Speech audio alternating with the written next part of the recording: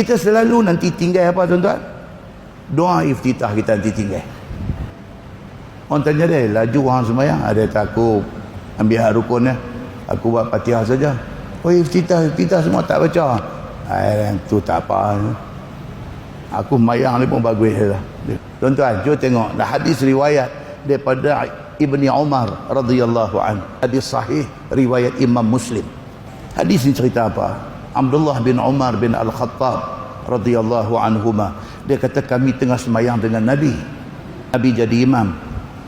Tengah duduk semayang, lepas Nabi takbir Allahu Akbar, dengar. Ibnu Umar pun dengar.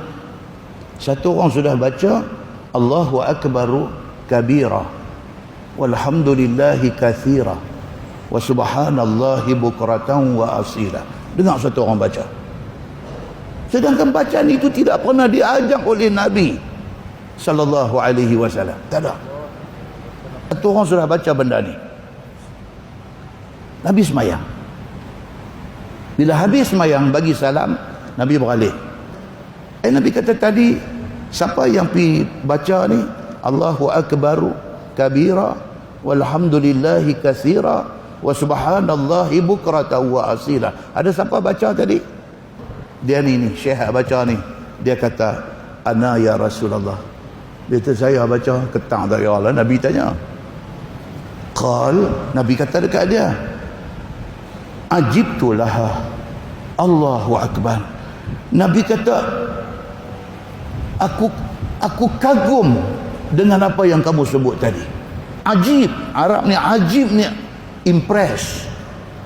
Aku rasa impress, rasa kagum, rasa hebat sungguh benda yang hang baca ni. Pasal apa?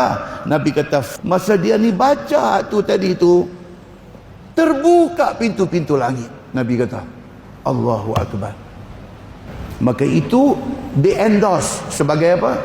Sunnah Nabi sallallahu alaihi wasallam. Walaupun bacaan itu Allahu Akbaru kabira walhamdulillahi katsira wa subhanallahi bukratan wa asila, tidak diajak oleh Nabi. Sahabat ni baca, Nabi endorse. Endorsement itu menjadi hadis Nabi sallallahu alaihi wasallam. Dia kata takrir, pengakuan daripada Nabi sallallahu alaihi wasallam. Itu dia. Tuan-tuan jangan guna hadis ni secara salah. Jangan duk kata ni, apa ni kita boleh duk buat benda baik, kita boleh duk buat, kita boleh duk add on dalam semayang. Pasal apa? Pasal hadis ni. Duk kata tak boleh. Pasal apa? Pasal zaman tu Nabi ada. Nabi boleh mengesahkan benda tu boleh tak boleh. Zaman lah tak ada siapa nak verify perbuatan kita itu diterima ataupun tidak. So syariat baru tidak ada lagi. Hak mana duk ada itu ikut. Muslimin dan muslimat yang dirahmati Allah sekalian, Nabi kata terbuka pintu-pintu langit tadi apabila dia dibaca Allahu Akbaru kabira walhamdulillahi katsira wa subhanallahi bukratan wa asila. Tuan-tuan ambil stopwatch, tengok berapa second aja. Jangan tinggal tuan-tuan. Jangan tinggal. Tak penat pun kita nak baca tu. Selepas takbir Allahu Akbar, baca doa iftitah panjang tu aja. Tak payah pindah wajjahtu wajhiya lillazi fataras sama. Tak payahlah. Berhenti takat tu ya. Sudah cukup. Terbuka pintu langit. Kata Nabi sallallahu alaihi wasallam, macam ni punya pahala doa ada. Jangan tinggal.